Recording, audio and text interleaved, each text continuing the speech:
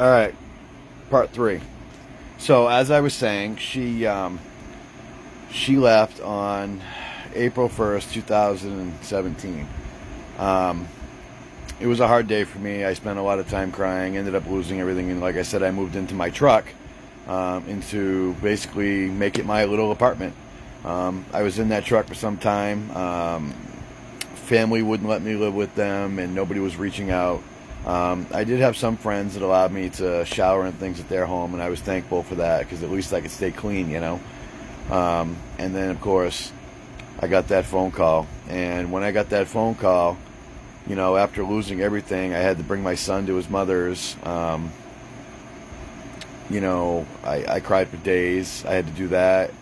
And then, you know, I lost my apartment, my family, my girlfriends, my boys.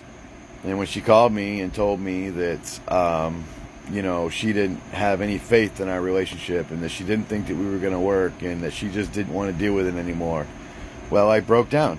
I mean, I'd lost everything at that point. I mean, I was living in my car, you know, 40 years old, and I couldn't have gotten any lower. Well, 38, excuse me. 38 years old, and I couldn't have gotten any lower than already living in my car. And so I just kind of started losing it. I was crying. I was bawling my eyes out, begging her not to do something like that. You know, we'd been together 7 years, and those were my boys.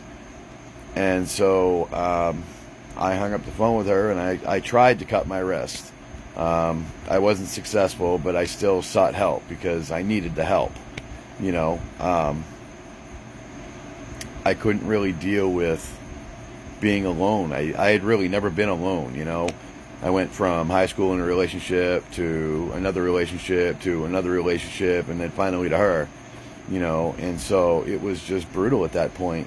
And I just gave up on life altogether. It's like, well, why even fucking bother? She doesn't love me. You know, she told me I could do all this. She was happy with all this. She was accepting of all this. And then all of a sudden, she wasn't. My personal opinion is, with all the secret conversations and things that she was having with her family, that, you know, she basically was getting a lot of pressure about being disowned by her family or whatever it may end up being. And so, like I said, I tried to commit suicide and ended up spending some time in a mental institution. And by the way, while I was in that mental institution, nobody called me. Not my mother, not my children, not my ex, nobody. I was there by myself. So that is the story pretty much of how I got into a mental institution and why I ended up there, because I lost everything. Talk to you soon.